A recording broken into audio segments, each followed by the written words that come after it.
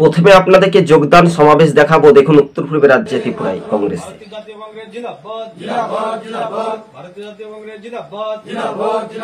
ত্রিপুরা প্রদেশ কংগ্রেস জিন্দাবাদ।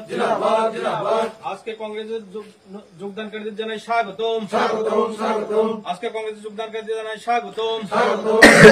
বন্দে মাতরম, বন্দে মাতরম, বন্দে মাতরম, বন্দে মাতরম। রাহুল গান্ধী জিন্দাবাদ। দেখতে পেলেন দর্শক বন্ধুগণ, অর্থাৎ উত্তর পূর্বে রাজ্যে আজকে আপনারা জানেন 2 রাজ্যের বিধানসভা ভোট এবং বেশ কয়েকটি রাজ্যের উপনির্বাচন। জোলাইবাড়ি থেকে মোথা দল ছেড়ে ফের কিন্তু কংগ্রেসে নাম লেখালেন। তারা একসময় কংগ্রেস করত, পরবর্তী সময়ে তারা মোথা বা বিজেপিতে বা আইপিএফটিতে গিয়েছিল। তারা ঘরের ছেড়ে ঘরে ফিরল, 40 জনেরও বেশি নেতা কর্মী, এমনটাই খবরের আপডেট।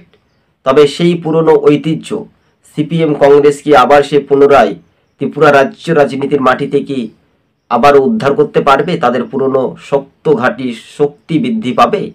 এটাই আজকের প্রমাণিত দেখা গেল।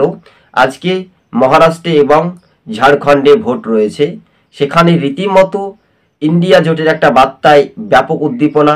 আর সেখানে কিন্তু দেখতে পাচ্ছি আমরা মোথার উত্তর পূর্বে রাজ্যে ত্রিপুরাতে যে একটা বড় ভাঙন বলাই যেতে পারে। তাহলে কি রাজার দলের প্রজারা আর প্রজার দলের রাজারা কি এবার কি বাগযুদ্ধই বলা যেতে পারে? জনজাতি ভোটাররা ক্রমশ তারা কিন্তু ফের কিন্তু কংগ্রেসে নাম লিখিয়ে একটা নতুন চমক দেখা গেল উত্তর পূর্বে রাজ্যে ত্রিপুরায়। আপনারা নিশ্চিন্তে দেখতে পেলেন জোলাইবাড়ি 38 জোলাইবাড়ি যে রাজনৈতিক সমীকরণ, পাহাড়ের জনজাতি ভোটাররা ক্রমশ এই যোগদান জমায়েত সমাবেশ, বিরোধী দল হিসেবে সিপিএম, শাসক দল হিসেবে বিজেপি, তবে কার্যত উত্তর পূর্বে রাজ্যে ত্রিপুরার রাজনৈতিক সমীকরণের যে কোনো মুহূর্তে কিন্তু বদলে যেতে পারে। তবে ভোট হতে বাকি এখনো অনেক অনেক দিন সময় রয়েছে, অনেক বছরে বাকি। মানে আজকে তো ধরুন নভেম্বর, 13ই নভেম্বর 2024, এখনো মোটামুটি কম করে আপনাকে 3.5 বছরের অপেক্ষার ধৈর্যের বাদ ধরতে হবে। ত্রিপুরাতে 28-এ নির্বাচন, 24, 25, 26, 27, 28, এখনো 3.5-4 বছর।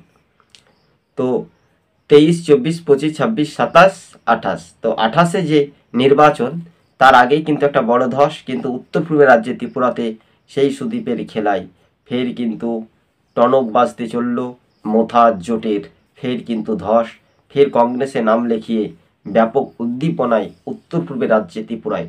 বাংলাতে 6 কেন্দ্রের উপনির্বাচন সহ বেশ কয়েকটি রাজ্যে আমরা দেখতে পাচ্ছি উপনির্বাচনের ভোট। ধন্যবাদ।